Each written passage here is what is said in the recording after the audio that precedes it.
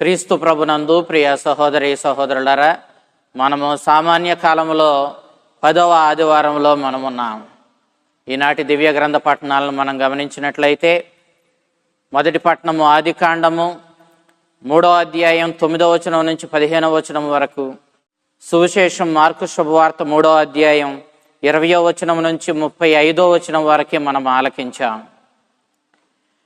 ఆదికాండంలో మొదటి 12 అధ్యాయాలు ఇశ్రాయేలీయుల యొక్క విశ్వాసపు మూల సత్యాలను వెల్లడి చేసే కథలను మనం చూస్తాం. 12వ అధ్యాయం నుండి అబ్రహామును దేవుడు పిలవడం ద్వారా మనము యూదుల యొక్క రక్షణ చరిత్ర ప్రారంభం కావడాన్ని మనం చూస్తాం. తన అనంతమైన శక్తితో దేవుడు ఈ సృష్టిని చేశాడు. ఈ సృష్టిలో మానవుడిని ప్రత్యేక విధంగా రూపొందించాడు. మానవుడికి తాను జ్ఞానాన్ని ఇచ్చి ఈ సృష్టిపై తనకి అధికారాన్ని ఇచ్చాడు. అలాంటి మానవుడు మంచిలో ప్రతిష్ఠించబడినప్పటికీ తనకు ఇవ్వబడ్డటువంటి స్వేచ్ఛను, ఆ మంచిని దుర్వినియోగం చేసుకున్నాడు. ఆ విధంగా తన సృష్టికర్తను అగౌరవపరిచాడు. ఆ సృష్టికర్త చిత్తానికి వ్యతిరేకంగా నడిచి అటు దేవుణ్ణి ఇటు తన తోటి వారిని కూడా అవమానానికి, అగౌరవానికి గురి చేశాడు. అసలు దేవునికి ఎందుకు ప్రాధాన్యతనివ్వాలి? అతనికి లోబడి ఎందుకు జీవించాలి? అతని ఆజ్ఞలకు మనం ఎందుకు బద్ధులమై బ్రతకాలి అనేటటువంటిది ఆది నరుని యొక్క ప్రశ్న. ఈ విధంగా అతడు గర్వంతో దేవుణ్ణి వ్యతిరేకించి ఆయన ఆజ్ఞలను ధిక్కరించి తన నాశనాన్ని తాను కొని తెచ్చుకున్నాడు. తనకు తానే గొప్ప యజమానిగా ఉండాలని, తనకు వేరొక యజమాని ఉండడానికి వీల్లేదని భావించాడు. దేవునితో వినయంతో తగ్గింపుతనంతో జీవించడానికి ఇష్టపడలేదు. తన ఇష్టం వచ్చినట్లు తన జీవితం ఉండాలని కోరుకున్నాడు. దేవుని చిత్తానికి వ్యతిరేకంగా దేవుణ్ణి అలక్ష్యం చేసి తన యొక్క వినాశనాన్ని తానే కొని తెచ్చుకున్నవాడయ్యాడు. దీని ఫలితంగా అంతా అల్లకల్లోలం. దేవుణ్ణి ధిక్కరించి దేవుని అవమానపరచడమే కాకుండా తన తోటి నరుణ్ణి కూడా అతడు అవమానించాడు, బాధించాడు. తన సొంత కుటుంబంలోని వారిని బాధించడానికి కూడా అతడు వెనుకాడలేదు. ఇదంతా పాప ఫలమే.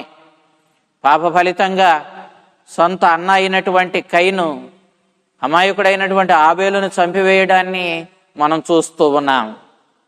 నేటి మొదటి పట్టణంలో రచయిత ఆది తల్లిదండ్రులు పాపం చేసినప్పుడు ఏం జరిగిందో మనకి వెల్లడి చేస్తూ ఉన్నాడు. ఆది నరుడు ఆదాము దేవుని నుండి తనను తాను దాచుకోగలను అనుకున్నాడు. అందుకే దాక్కున్నాడు. తాను తప్పు చేశానని గుర్తించాడు. అంతే రీతిలో ఆ తప్పుకు ఫలితంగా శిక్షణ అనుభవించవలసి వస్తుందని భయపడ్డాడు. 2వ అధ్యాయం 17వ వచనంలో దేవుడు వారు ఏమి చెయ్యాలి, ఏమి చెయ్యకూడదు అన్న విషయాన్ని వారికి తెలియచేశాడు. కానీ ఆది నరుడు దేవుని ఆజ్ఞలను అశ్రద్ధ చేశాడు, ధిక్కరించాడు. అవమానాన్ని, నీచమైనటువంటి హీనస్థితిని కొని తెచ్చుకున్నవాడయ్యాడు. దేవుని వంటి వాడిగా మారతానని ఆశపడి దేవుణ్ణి ధిక్కరించిన నరుడు నీచమైనటువంటి స్థితికి జారిపోవడాన్ని మనం ఇక్కడ చూస్తూ ఉన్నాం. తాను దిశమలతో దిగంబరిగా ఉన్నట్లుగా అతడు గ్రహించాడు. అతని బానిసత్వాన్ని ఇది సూచిస్తూ ఉంది. ద్వితీయోపదేశకాండం 28వ అధ్యాయం 48వ వచనంలో మనం ఈ అంశాన్ని చూస్తాం. యుద్ధంలో ఖైదీలుగా పట్టుకోబడినటువంటి, ఓడిపోయినటువంటి శత్రువులైనటువంటి సైనికులను ఈ విధంగా దిగంబరులను చేసి వారిని అగౌరవపరుస్తారు. యెషయా గ్రంథం 20వ అధ్యాయం 4వ వచనంలో, 47వ అధ్యాయం 3వ వచనంలో, ఇర్మియా గ్రంథం 13వ అధ్యాయం 36వ వచనంలో, యెహెజ్కేలు గ్రంథం 16వ అధ్యాయం 37వ వచనంలో మనం ఈ అంశాలను చూస్తాం. నిజానికి తనకు తాను గౌరవాన్ని, స్వేచ్ఛను సంపాదించుకుంటానని, దేవుడు అంతటి వాడిని అవుతానని ఆశపడి దేవుణ్ణి ధిక్కరించాడు నరుడు. కానీ తరువాత అతడు ఎంతటి అగౌరవానికి, నీచమైన స్థితికి దిగజారిపోయాడో గ్రహించుకొని చాలా బాధపడ్డాడు. ఆది నరుడు ఆదాము ఈ నెపాన్ని స్త్రీ మీదకు నెట్టాడు. నేను పాపం చేయడానికి ఆవిడే కారణము అని చెప్పి ఈ నెపాన్ని స్త్రీ మీదకు నెట్టాడు. అంతేకాదు పరోక్షంగా ఈ పాపానికి కారకుడవు నీవేనని దేవుని మీదకు కూడా ఈ నెపాన్ని నెట్టాడు. నీవు ఇచ్చిన ఆ స్త్రీ నన్ను పాపంలో పడవేసిందంటూ అసలు ఆ స్త్రీని ఇచ్చిన నీవే ఈ పాపానికి కారకుడు అన్నట్లుగా దేవుణ్ణి నిందించాడు. స్త్రీ ఆ నేరాన్ని సర్పం మీదకు నెట్టింది. ఇక్కడ సర్పం దుష్ట శక్తికిని దుష్టాత్మకునో చిహ్నంగా ఉంది. ఇది దేవుని వ్యతిరేకించేటటువంటి శక్తిగా మనం గ్రహించాలి. ఈ సర్పం చాలా అబద్ధాలు స్త్రీకి చెప్పింది. చాలా అభ్యంతరకరమైనటువంటి అబద్ధాలు, అసత్యాలు, ప్రమాణాలు, వాగ్దానాలు ఆ స్త్రీకి ఈ సర్పం చేసింది. మీరు దేవుని వంటి వారు అవుతారని ఆశ చూపించింది. ఈ సహజమైనటువంటి జంతువుల జీవన విధానం మనం పరిశీలించినప్పుడు వారు పొందినటువంటి శాపాన్ని మనం గ్రహిస్తాం. అది నేల మీద పొట్టతో పాకడం, మట్టి తినడం అనేటటువంటి శాపాన్ని పొందింది. ఆ సర్పం పొందినటువంటి ఈ శాపం వల్ల నేలపై పొట్టతో ప్రాకడం అంటే ఎవరైనా యుద్ధంలో విజయం సాధించినప్పుడు వారి యొక్క ఓడిపోయినటువంటి వారిని బానిసలుగా చేసుకుని వారిని ఈ విధంగా అవమానించడానికి ఇది చిహ్నం. మట్టి తినడం కూడా ఈ విధమైన అవమానాన్ని సూచిస్తూ ఉంది. విజయం సాధించిన వాళ్ళు బానిసలుగా, సేవకులుగా మారిపోయిన, ఓడిపోయిన వారికి ఈ విధమైనటువంటి శిక్షణ విధింప చేస్తారు. ఓడిపోయిన వాడి తలపైకి విజయం సాధించిన వాడు తన కాలితో ఎక్కి తొక్కడం కూడా అతడు సాధించిన విజయాన్ని వెల్లడి చేస్తూ ఉంది. స్త్రీకి ఆ సర్పానికి మధ్యలో ఉన్న శత్రుత్వాన్ని సహజంగా మనం గమనించవచ్చు. అయితే స్త్రీ సర్పం చూసినప్పుడు భయపడుతుంది కాబట్టి ఆ సహజమైన భయాన్ని ఇక్కడ ప్రభు సూచించడం లేదు. అది నైతికంగా స్త్రీకిని ఆమె సంతతికిని మరియు సర్పానికి మధ్య ఎల్లప్పుడూ ఉండేటటువంటి వైరాన్ని ఇది సూచిస్తూ ఉంది. వీళ్ళకి ఎప్పుడూ పడదు. ఇది శాశ్వతమైనటువంటి వైరం. ఈ శత్రుత్వం మానవ జాతికి, సర్పానికి అనగా దుష్టత్వానికి మధ్యలో ఎప్పుడూ ఉండేటటువంటి ఈ యొక్క తేడాను, వైరాన్ని ఇది సూచిస్తూ ఉంది. స్త్రీ సంతానం సర్పం తలను చితకద్రొక్కడం, ఆ స్త్రీ సంతానం దుష్టశక్తిపై సాధించే విజయాన్ని సూచిస్తూ ఉంది. సర్పము స్త్రీ యొక్క సంతానము యొక్క మడమను కరవడం, అది నిత్యం స్త్రీ సంతానానికి హాని కలిగించాలని చూడడాన్ని సూచిస్తూ ఉంది. కానీ అది ఏ విధంగానూ పూర్తిగా స్త్రీ సంతానానికి హాని కలిగించలేదు. ఎందుకంటే స్త్రీ సంతానం ఎప్పుడూ కూడా ఈ దుష్టత్వానికి వైరం కలిగి ఉండి ఆ సర్పాన్ని వ్యతిరేకిస్తూ దానిని అంతమొందిస్తూ ఈ స్త్రీ సంతానము దేవుని ఆజ్ఞలను పాటించుకుంటూ జీవించడానికి చూచే ఈ తత్వాన్ని సూచిస్తూ ఉంది.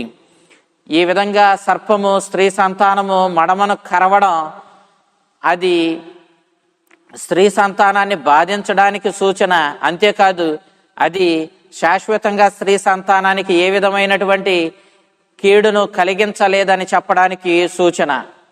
ఇక్కడ స్త్రీ సంతానము, స్త్రీ ఎప్పుడూ కూడా సర్పం మీద విజయం సాధించడాన్ని మనం చూస్తూ ఉన్నాం. మరియమాత ఆమె తనయుడైన యేసుక్రీస్తు దుష్టత్వంపై, సాతానుపై సాధించిన విజయాన్ని ఇది ఇక్కడ మర్మగర్భంగా మనకు వెల్లడి చేస్తూ ఉంది. ఇది శాశ్వతమైనటువంటి విజయానికి సూచనగా మనకు ఇక్కడ కనపడుతూ ఉంది.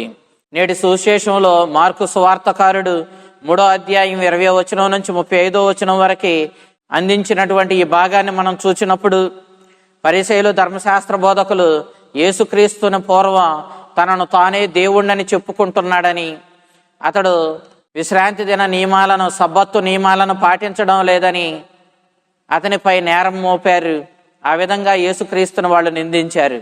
కానీ ఈసారి ఇంకొక అడుగు ముందుకు వేసి యేసుక్రీస్తుని వాళ్ళు దెయ్యం పూనిన వాణిగాను, దెయ్యాలాధిపతి అయినటువంటి బెల్జబూలు సహాయంతో దెయ్యాలాధిపతితో ఒక ఒప్పందం చేసుకొని ఆ దెయ్యాల శక్తితోనే ఈ అద్భుతాలు చేస్తున్నటువంటి దుష్టశక్తుల సహకారంతో పనిచేస్తున్నటువంటి వ్యక్తిగాను వాళ్ళు అభివర్ణిస్తూ ప్రభువుని తప్పుపట్టారు. ఇది నిజమైన దైవ దూషణం. దైవ కుమారుడు సాతాను శక్తి కింద పనిచేయడం అనేది నిజంగా గొప్ప దైవ దూషణం. యేసుక్రీస్తు ఈ ఆలోచనే తప్పంటూ దానిలో దాగి ఉన్నటువంటి డొల్లతనాన్ని బయటకు తెస్తూ నమ్మలేని ఆ వాదనను ప్రజలకు తెలియచేస్తూ ఉన్నాడు. ఇది నమ్మశక్యం కాదని, దానిలో దాగి ఉన్నటువంటి డొల్లతనాన్ని వివరిస్తూ దేవునికి ఇంతకంటే అవమానం వేరొకటి లేదని ప్రభువు తెలియపరుస్తూ ఉన్నాడు. తిబేరియా సరస్సు తీరంలో రాత్రంతా ప్రార్థనలో గడిపిన ప్రభువు శిష్యులను కలుసుకోవడానికి వచ్చాడు. సిమియోను ఇంటి నుండి క్రీస్తు బహుశా అక్కడికి వచ్చి ఉండవచ్చు. శిష్యులతో విశ్రాంతి తీసుకోవడానికి, భుజించడానికి ఆయన వారితో కలిశాడు. గొప్ప జనసమూహము అక్కడ కిక్కిరిసి ఉంది. వారు క్రీస్తు చేసిన అద్భుతాలను గూర్చి విన్నారు. కొందరు కళ్ళారా చూచారు, కొందరు వారి ఇంటిలోనికి దూసుకొని వచ్చారు. ఆ విధంగా రావడం వల్ల క్రీస్తునకు అతని శిష్యులకు కనీసం తినడానికి కూడా సమయం దొరకలేదు. ధర్మశాస్త్ర బోధకులు, పరిసయ్యులు యెరూషలేము నుండి క్రీస్తు దగ్గరకు వచ్చారు. వారు క్రీస్తుని గురించి తెలుసుకోవడానికి వచ్చారు. క్రీస్తు చేసినటువంటి అద్భుతాలను గురించి వారు కూడా విన్నారు.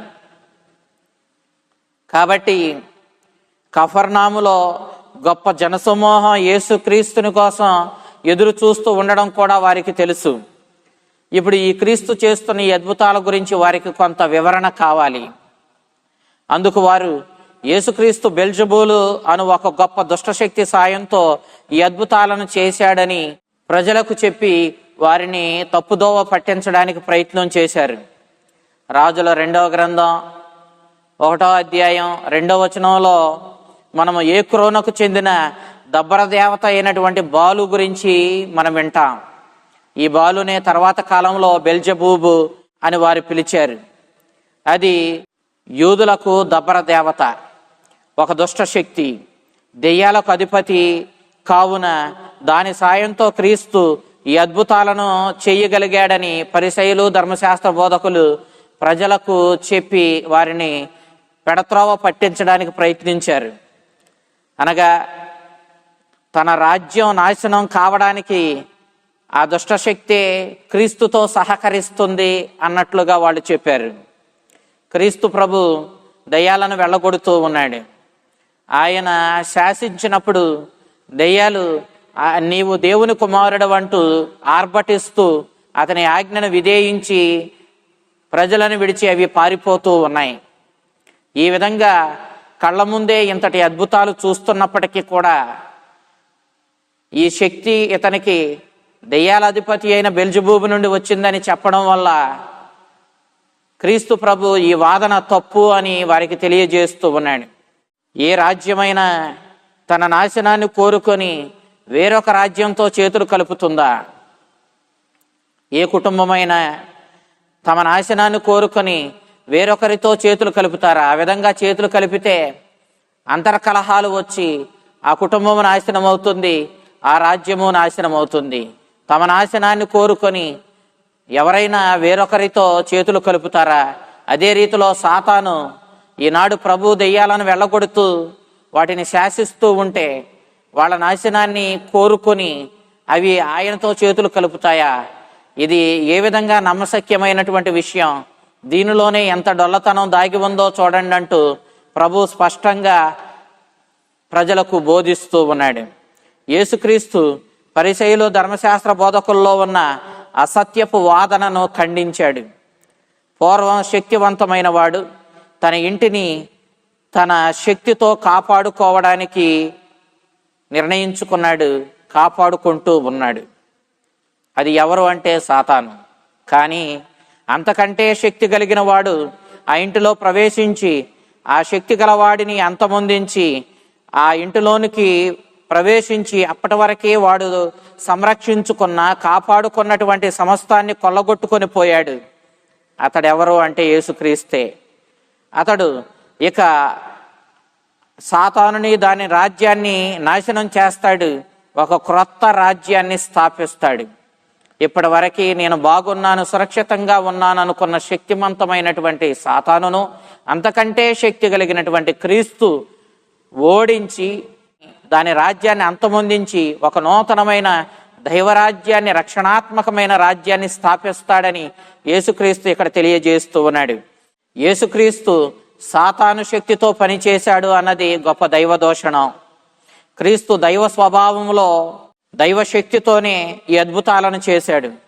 అన్ని దోషాల కంటే, పాపాల కంటే గొప్ప పాపం యేసుక్రీస్తు సాతాను శక్తితో పనిచేశాడు అనడం. దేవుని అతని శక్తిని సాతాను దాని శక్తికి ఆపాదించడం ఘోరమైన పాపం. ఇది అజ్ఞానంతో చేసిన ఈ పాపానికి ఎలాంటి పరిహారమూ లేదు. ఎందుకంటే దేవుని పూర్తి రక్షణాత్మకమైనటువంటి దివ్య శక్తిని, జ్ఞానాన్ని, ఆయన కరుణను ఇది వ్యతిరేకించడమే అవుతుంది.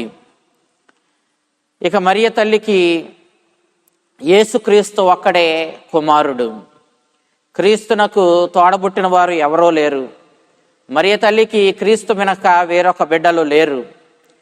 క్రీస్తుని బాల్యం గూర్చినటువంటి వివరణ ఇచ్చినటువంటి స్వార్థకారులు స్పష్టంగా మరియ తల్లికి యేసుక్రీస్తు ఒక్కడే బిడ్డడన్నటువంటి సత్యాన్ని వెల్లడి చేశారు. యోహాను తన సువార్తలో మరింత స్పష్టంగా 19వ అధ్యాయం 26వ వచనంలో వేరే సోదరులు యేసుక్రీస్తునకు లేరని చెబుతూ యోహానును తన శిష్యుణ్ణి మరియ తల్లికి కుమారునిగా ఇస్తూ ఆ తల్లి యొక్క సంరక్షణను చూసుకునే బాధ్యతను అప్పగించడం ద్వారా మనకు మరింత స్పష్టంగా వెల్లడి చేశాడని మనం గ్రహించాలి. ఇక్కడ సోదరులు అంటే ఆయన దగ్గర బంధువులు లేదా అన్నదమ్ముల బిడ్డలు అని గ్రహించాలి. అరమాయిక భాషలో దగ్గర బంధువులకు, అన్నదమ్ముల బిడ్డలకు సోదరులనే మాట మినహాయించి వేరొక మాట లేదు. కావున అపోస్తుల కార్యాలు 1వ అధ్యాయం 14వ వచనంలో కూడా ఇలాంటి భావంతోనే సోదరులు అన్న మాటను వాడడాన్ని మనం చూస్తూ ఉన్నాం. వారు కఫర్నామునకు నజరేతు నుండి వచ్చారు. చాలామంది ప్రభు యొక్క అద్భుతాలకు, అతని సూచక క్రియలకు ఆయన్ను గుమ్ముగూడి ఉండగా ఆ ప్రభువుని కలుసుకోవడానికి మరియమాత, ఆమె యొక్క బంధువులు ఎంత ప్రయత్నించినా వారికి వీలు కాలేదు. అలాంటి సందర్భంలో నీ తల్లియు నీ సోదరులు నీ కోసం ఎదురు చూస్తున్నారన్న ఆ మాట ప్రభు చెవిన పడింది. ప్రభు ఈ సందర్భాన్ని సద్వినియోగం చేసుకుంటూ శారీరకమైనటువంటి ఈ బంధం కంటే ఆత్మీయమైన బంధం శాశ్వతమైందని, ఈ బంధాన్ని మీరు ఏర్పరచుకోవడానికి ప్రయత్నించండి అని. ఈ ఆధ్యాత్మికమైన బంధం ఏ విధంగా ఏర్పడుతుందంటే, ఎవరెవరైతే నా తండ్రి చిత్తానికి లోబడి ఆయన చిత్త ప్రకారము జీవిస్తారో వాళ్ళు ఈ ఆధ్యాత్మికమైన బంధాన్ని ఏర్పరచుకున్న వాళ్ళు అవుతారని. కాబట్టి నా తల్లియు నా సోదరులు ఎవరంటే, ఎవరెవరైతే నా తండ్రి చిత్త ప్రకారము జీవిస్తారో వాళ్లే నా తల్లియు నా సోదరులని, వారితోనే నాకు శాశ్వతమైన బంధం ఉంటుందని, శారీరకమైన బంధం కంటే ఆధ్యాత్మికమైన బంధం యొక్క విశిష్టతను, ఔన్నత్యాన్ని, దాని యొక్క శాశ్వతమైన లక్షణాన్ని వెల్లడి చేస్తూ యేసుక్రీస్తు ఈ మాటలో చెప్పినట్లుగా మనం చూస్తూ ఉన్నాం. ఇక్కడ యేసుక్రీస్తు తన తల్లిని వ్యతిరేకించడం లేదు, తన సోదరులను వ్యతిరేకించడం లేదు. ఇక్కడ సందర్భాన్ని వినియోగించుకొని శాశ్వతమైన బంధానికి మీరు ప్రయత్నించండి, అది ఆధ్యాత్మికమైన బంధమే. ఈ బంధంలోనే నా తల్లి తండ్రి చిత్తానికి లోబడి ఆయనకు ప్రాధాన్యతనిచ్చి ఆయన చిత్త ప్రకారము మానవ రక్షణకు సహకరించి ఈనాడు శ్రేష్టమైనటువంటి తండ్రి చిత్త ప్రకారము జీవించినటువంటి తల్లిగా ఆమె నా ముందు నిలబడింది. నా సోదరులు ఎవరవుతారంటే, నా తల్లి వలె ఎవరెవరైతే నా తండ్రి చిత్తానికి లోబడి జీవిస్తారో వాళ్ళందరూ నాతో శాశ్వతమైన బంధం కలిగిన, ఆత్మీయమైన బంధం కలిగినటువంటి సోదరులు సోదరీమణులు అవుతారని క్రీస్తు ఈ సందర్భాన్ని వినియోగించుకొని మనకు తెలియచేస్తూ ఉన్నాడు. ప్రియ దేవుని బిడ్డలారా, క్రీస్తు తన బోధనలో సందర్భానుసారము బోధలు చేస్తూ ప్రజలకు జ్ఞానోదయాన్ని కలిగించడాన్ని మనం అనేక సందర్భాల్లో చూస్తున్నాం. ఈనాడు కూడా ఈ సందర్భాన్ని వినియోగించుకొని ప్రభు శాశ్వతమైనటువంటి బంధాన్ని మన ముందుకు తీసుకొస్తున్నాడు. అది ఆధ్యాత్మికమైన బంధమే.